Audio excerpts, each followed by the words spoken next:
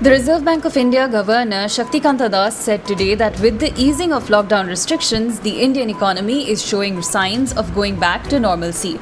He was delivering the keynote address at the 7th SBI Banking and Economics Conclave.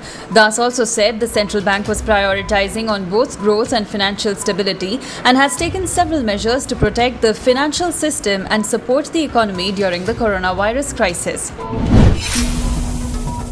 India's drug regulator has approved itolizumab, which is a psoriasis drug for restricted emergency use on COVID-19 patients with moderate to severe acute respiratory distress. Psoriasis is a skin ailment. The drug used to treat this condition was found effective for treatment of cytokine release syndrome in COVID-19 patients.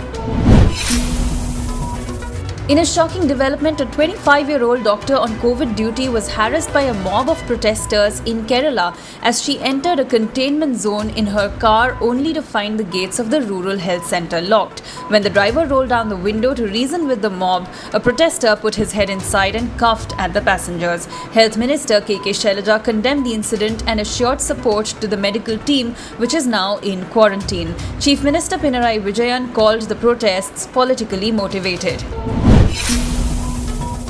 NCP Chief Sharad Pawar has said that politicians should not take voters for granted, as even powerful leaders like Indira Gandhi and Atal Bihari Vajpayee had been defeated in elections. Criticizing former Maharashtra Chief Minister Devendra Fadnavis over his "I will come back" claim during the last year's assembly polls, Sharad Pawar said that voters thought that this stance showed arrogance and taught him a lesson. Indian troops along the LOC in Naugam sector in Jammu and Kashmir eliminated 2 Pakistani terrorists who were trying to infiltrate by cutting a fence. Recoveries from the slain terrorists include 2 AK assault rifles with 12 filled magazines, a pistol, magazines, some grenades.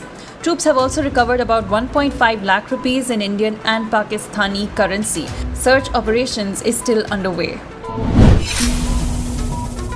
6 NSCN-IM insurgents were killed in an encounter with security forces in Khonsa area of Arunachal Pradesh early on Saturday morning. One soldier of Assam Rifles was injured in the operation and his condition was said to be stable.